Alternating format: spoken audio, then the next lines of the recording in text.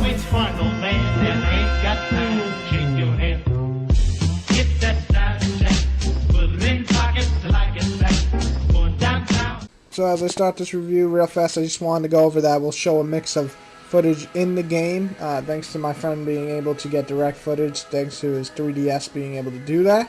But I'm also going to show some clips of me actually playing the game on the 3DS. So it's going to be a little bit of mix, just so you get the idea. Huge fan of Castlevania. I'm even actually playing Lords of Shadows right before my review copy came.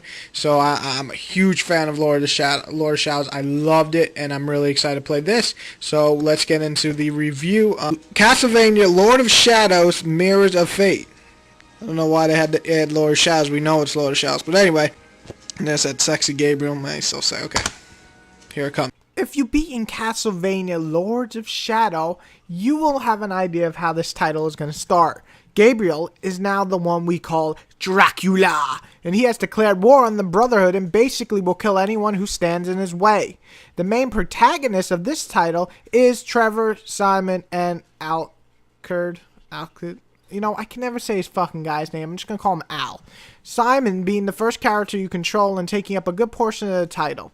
In the first few minutes, you find out Gabriel had a son. Trevor then had a son. Simon is now left with the task of killing Dracula after both his parents were killed. However, all is not what it seems, as the mysterious follower named Alucard, I'm just going to call him Al, shows up, and then we begin to have the full plot of the story.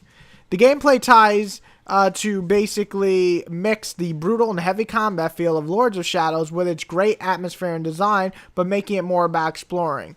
Kind of like the old 2D games. It's a 2D side-scroller mixed with 3D backgrounds and areas. You'll be able to watch in full glory as Simon, Trevor, or Al finish enemies off with awesome-looking effects, similar to Lords of Shadow. Each character uses a chain-like weapon, and then each of them has their own secondary tools, such as flasks and bats and other cool stuff I don't want to mention because it's so cool, but it's spoiler. So it comes down to this. This is the sequel of Lords of Shadows, prequel of Lords of Shadows 2. It's the in-between game. Does it live up to one of my favorite action games ever, Lords of Shadows, or is it just okay? Well, let's find out. Boom. Which one, old man, that ain't got time? Shake your head. Get that style check. Put it in pockets till I get back. Going downtown. Most times my favorite section is to do the good. So we're going to start off with that, and there's quite a lot. Hold your seats. First off, the plot really grabbed me in Lords of Shadows. The first half was a little slow on the plot, but by the end I was hooked and I wanted more. We know Dracula now is Gabriel, and we got Gabriel's story. And we even got a little bit more of him in this title. However, we get to learn quite a lot about the faith of his son Trevor and his grandson Simon and Mr. Al. Let me just say that I love Simon. He's a badass motherfucker. I also really like Trevor, and especially his twists and turns in his story. I also will note that this is a sad tale. The Belmont family just never really catches a break, and it's no different here. Graphic-wise, the 3DS produces some stunning-looking graphics on a handheld. The flow of it all from the attacks and effects look great. The finishers look kick-ass, and most of the environments look goddamn stunning for a 3DS title. I really have no complaints on the graphics and love the atmosphere and design and almost everything about this title in terms of graphics. Now, the gameplay. This is what people want to know. I loved Lord of Shadows, but plenty older fans did not.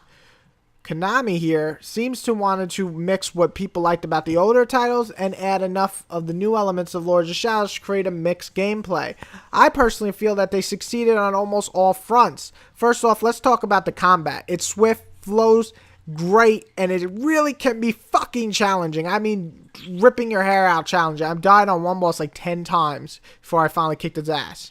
Now, playing the demo was a good representation of the game, but it wasn't a great one. In the final game, it flows much smoother and feels more responsive instead of floaty. You'll basically use Y and X for most of your attacks, mixing them up and using some great looking combos, stunning enemies, and then grabbing them to finish them off with the R button. I also would like to say that each and every character has their own secondary weapons, such as Simon having 2 spears to help him in fight. One actually that blocks attacks and the other shooting bows. He also has flask and axes to use, while Al has his trusty bats to stun enemies, and even phases through guys like vapor. It's fucking sick. The exploring is much bigger this time around. Trying to find treasure boxes in big open areas to gain more health and magic is very important. Finding scrolls and they give you XP is also really important and actually levels up your character to unlock new moves. And just exploring the different areas to a T to fill up all those little empty boxes on the bottom of your 3DS screen, well, it's kind of an addiction.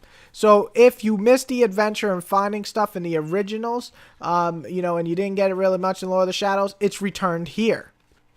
I love the bosses in this game. They are challenging, fun, and remind me so much of Mega Man, it's not even funny. Because this time around, you can seriously whoop their ass like Mega Man. Yet, the first few times, you'll probably get your ass whooped. Why? Because you gotta fucking figure out the strategy. They are fun, challenging, and oh so much fun to finish. Because goddamn, the finishers look good.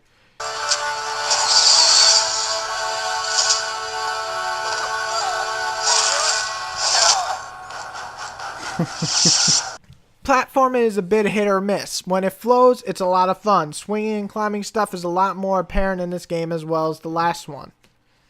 Now, let's talk about the bad. Let's talk about the other half of the platforming. Sometimes performing some moves is a bit odd, especially climbing. You have to press up and jump to go up. That makes sense. But when you're trying to get to the top and you get to the very tippity top and you try to press jump again, you will actually jump off instead of climb up. It's very odd. It's weird. It's just an odd control. Another thing that springs to mind is the characters fight very similar. It's a little sad to see because I thought they were all going to fight very different. Sure, the controls are tight and fun, but the fighting similar takes away from some of the awesomeness that could have made each character unique. However, with that, what makes them unique is they all have their secondary skills, and you're going to use them quite a lot, especially in boss battles. The only other bad thing I can honestly see is the fact that you are playing on a 3DS. Now, before you fanboys jump to your crazy-ass conclusions, let me state, making some of the controls a bit odd and making your hand cramp because you will use every single button on the machine, meaning dodging is L, and that might actually cramp your hand because it did a couple of times after playing 2-3 hours in a row. I would have liked to customize my own controls a bit, but honestly, hey, I got used to them. I'm just saying they're nothing like Kid Icarus, so don't worry too much. A little poke. There's really no ugly feature in this game. I just can't think of any. There's just nothing. Nothing ugly about this game. Waits for no man that ain't got time to shake your head. Get that style check, put it in pockets like it's back. Going downtown.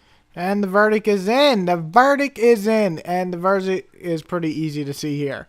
I actually recorded it in person, but before I get to that, real fast, I want to just cover little facts real fast. This game is about 8 hours, but actually it's a little bit, actually more than 8 hours. I'm saying 8 hours minimum here. I'm going to be honest.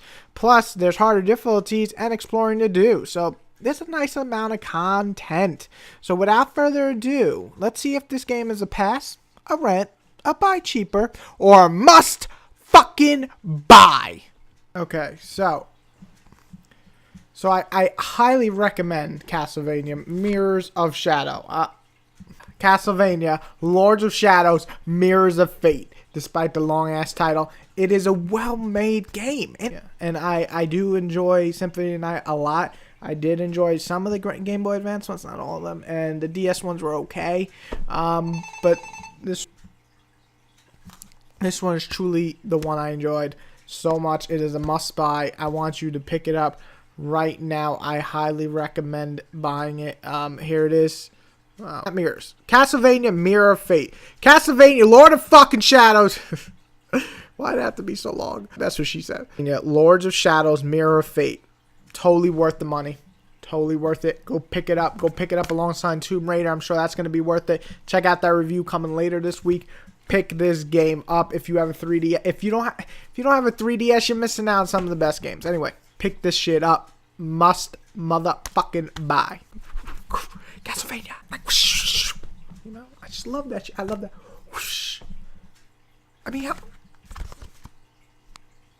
the main character whips your ass with a whip. That's all I gotta say.